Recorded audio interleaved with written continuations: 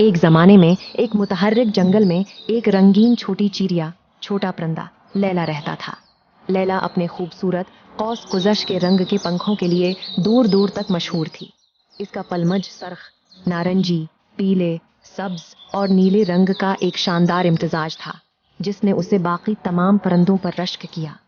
एक धूप की सुबह जब लैला अपनी मद्धर धनी गा रही थी, एक शरारती काला कौवा जिसका नाम करो था, कोरो लैला के मुतहर्रिक पंखों पर रश्क करता था और उन्हें अपने लिए चाहता था।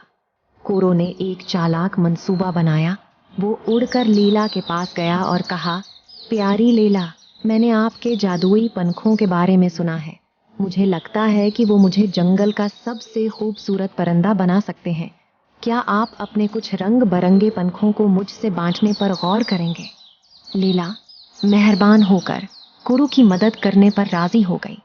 इसने अपने चिंद रंग बरंगे पंखों को निकाल कर इसे दे दिया।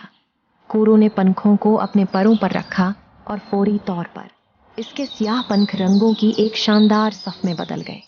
कोरो अपनी नई खूबसूरती से बहुत खुश था और उसे एहसास हुआ कि उसे मुनफर्द होने के लिए लैला के परों को चराने की जरूरत नहीं है। उसने लैला का शुक्रिया अदा किया और उसके पंख वापस कर दिए। उस दिन से आगे लैला और कोरो बेहतरीन दोस्त बन गए।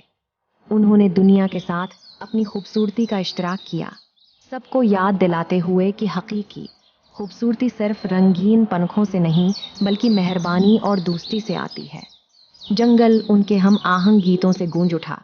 जिसने उन्हें सुना, उन सब में खुशी फैल गई।